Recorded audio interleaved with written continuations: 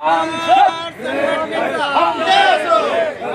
संघटनेचा कालेलकर कराराची अंमलबजावणी कालेलकर कराराची अंमलबजावणी कोण म्हणते देत नाही कोण म्हणते देत नाही। मंत्रालयामध्ये निमंत्रित केलं होतं, बोलवलं होतं, मीटिंग झाली आता अर्ध्या एक तासाच्या अगोदर।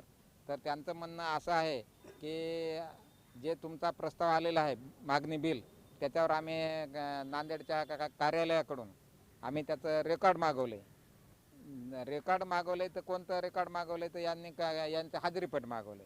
यांच्याकडं मुळामध्येच हाजरीपट नाहीत, शासनाकडं डिपार्टमेंटनं हाजरीपट कोणाचंही ठेवलं नाही। त्यामुळं न्यायालयानं काय केलेलं आहे की न्यायालयानं यांना विचारलं होतं यांचा हाजरीपट आणा म्हणून, तर हे म्हणले की आमच्याकडे कुठल्याही प्रकारचं याचं रेकॉर्ड तयार नाही। न्यायालयानं सांगितलं की तुम्ही रेकॉर्ड न ठेवण्याचं याला जबाबदार कोण आहे, तर असिस्टंट इंजिनियरवर उच्च न्यायालयानं जबाबदारी निश्चित केलेली आहे।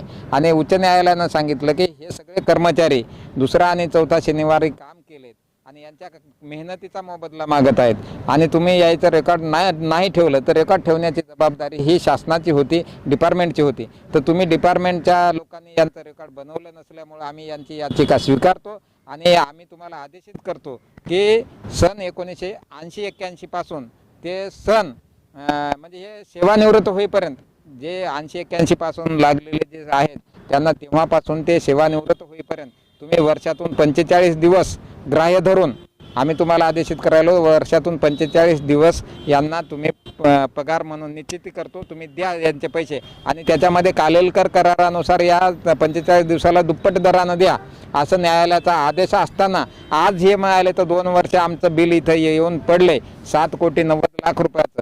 आता यांना 2 वर्षानं जाग यायली की आम्ही यायचं रेकॉर्ड मागवतो, कशाचं तर हाजरीपट। आणि हाजरीपट याला न्यायालयानं मागितलं होतं यांना, तर यांनी ते तेव्हा देऊ शकले नाही। आता तेच हाजरीपट न देऊ शकलेले आता मागवतो मिळाले।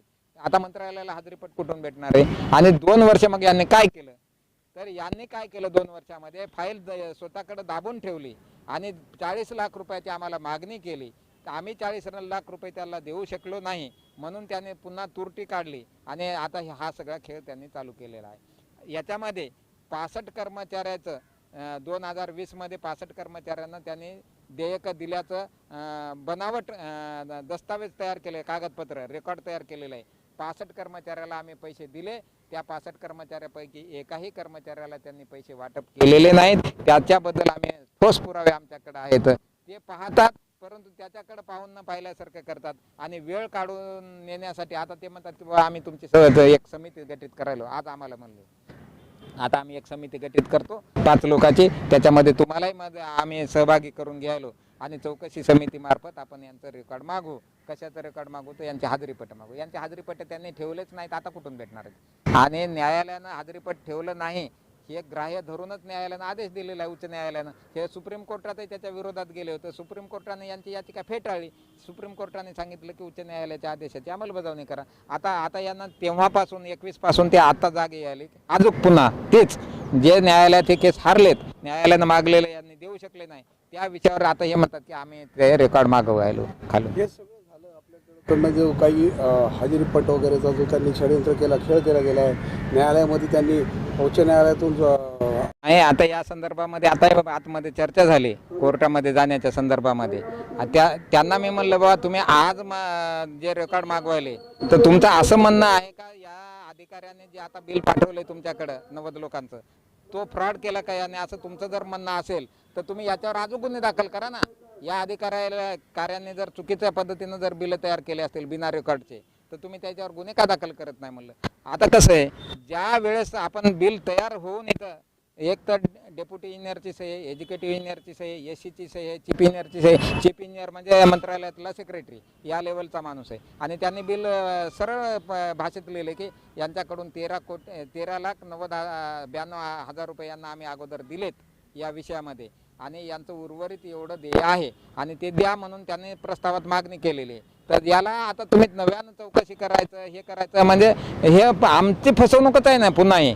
म्हणजे अगोदर 2 वर्ष घातले, अजून वेळ मागायले तर 1 महिन्यात आम्ही 1 महिन्यात अहवाल मागवतो. मी सरळ या भाषेत सांगितलं की तुम्ही 1 महिन्यात नाही, एका दिवसातही अहवाल मागवा, काही करायचं ते करा. आमचं पत्र इथं मंजूर होऊन आलेलं पैसे, डिमांडचं पत्र आहे, पैसे द्या म्हणून पत्र आहे. त्याच्यावर आता तुम्ही न्यायालयाच्या विरोधामध्ये न्यायालयाला मानत नसाल तर तुम्ही तुमच्या पद्धतीनं काम करा. ते म्हणले मग आमचं जर तुम्हाला वाटत असेल की बा हे आमच्यावर अन्याय करायला तर न्यायालयात जा. मी मला एवढे पत्र लिहिण्यापेक्षा 2 ओळी लिहा ना. मग तुम्ही न्यायालयात जा म्हणून तुम्ही 2 ओळीचं पत्र द्या म्हणलं, आम्ही न्यायालयात जातो म्हणलं, तुमच्याकडे एकाही मिनिट थांबणार नाही. तर म्हणले नाही आम्हाला तसं देता येत नाही. मग तुम्ही तोंडी कसं म्हणता म्हणलं न्यायालयात जा.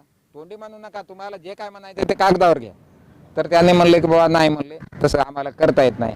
मग आम्ही सांगितलं आमचं उपोषण तुमच्या आश्वासनावर, खोट्या आश्वासनावर बळी पडणार उपोषण नाही. आमचं उपोषण चालू राहणार आहे आणि या उपोषणाच्या ठिकाणी जर कोणाचा जीव दगावला गेला तर मी म्हणलं तुमच्यावर कारवाई करतो. सगळ्याला मीटिंगमध्ये सांगून आलो की मी तुमच्यावर कारवाई करतो, तुम्हाला सोडणार नाही. किती दिवस आंदोलन? आज आमरण उपोषणाचा 4था दिवस आहे.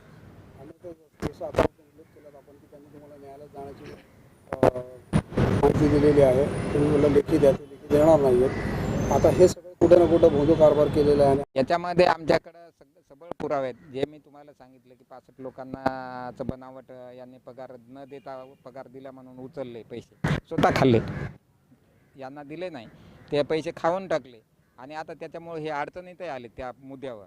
आणि दुसरा मुद्दा म्हणजे रणजित आहेरेनं 2 वर्ष स्वतःकडे ते प्रकरण दाबून ठेवून मागणीपत्र पैशाच्या अपेक्षेनं ते न करणं, याच्यामध्ये सुद्धा ते अडचणीत आहेत. स्वतः म्हणालेत ना बाबा ते की आम्ही अडचणीत आहोत. मग आमच्या आंदोलनाची पुढची वाटचाल, आमचं इथं आमरण उपोषण एकदम 100% चालू राहणार आहे.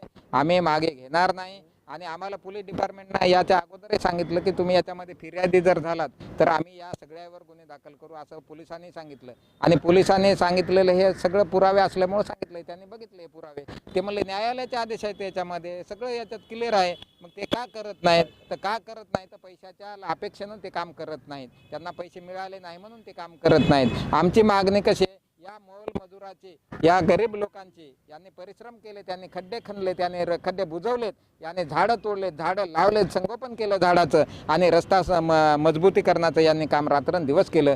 यांच्या अधिकाराच्या पैशाची या ठिकाणी त्यांना आज गरज आहे, ते मिळाले पाहिजेत. म्हणून आमची ही लढाई चालू आहे.